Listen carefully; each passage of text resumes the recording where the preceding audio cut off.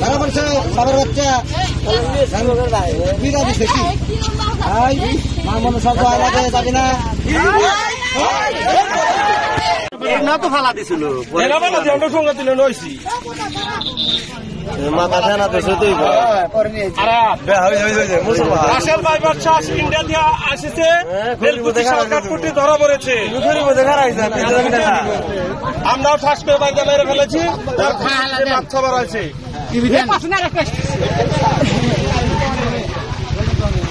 সবই একই একই ফেনা দিছে কুদ্দুলা বাচ্চা মাথা কুদ্দান দেখছে মাথাটা সেম মাছ হয়ে যায় করে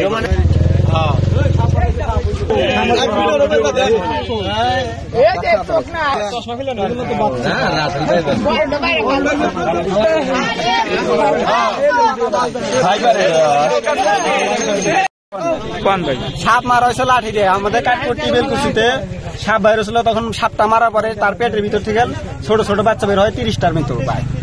তো এই সাপটা কি সাপ মনে হচ্ছে আপনার? এটা তো সঠিক বলতে পারি না, কিন্তু সাপ নিয়ে অনেক আতঙ্কিত, এই জন্য আমরা এই সাপটা মারছি। আরো 2-3 লোক ছিল, আরো কয়েকজন ছিল, তারা দেখছে।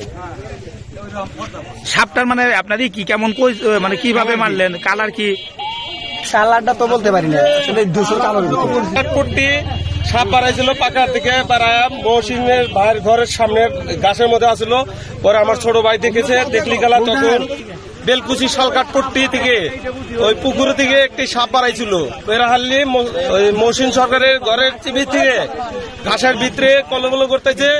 তখন আমার ছোট ভাই একটা নাড়ি নিয়ে বাড়ি দিছে। বাড়ি দেওয়ার সাথে সাথে বাচ্চা আছে পেটে পিছে, বাচ্চা ধীরে ধীরে ধীরে ধীরে বাড়াইছে। বাড়াতে বাড়াতে একে একে 33টা সাপ আছে।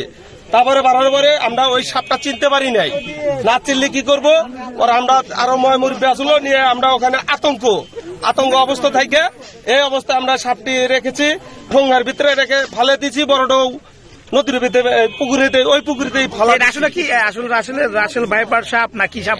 এইটা আমরা সঠিক বলতে পারবো না, আমরা এবং চিনি নাই কোন সাপ এটা রাস কি, আমি ওটা তো চিনতে পারি নাই, কিন্তু সাপের আকার আকৃতি ওই রকমই।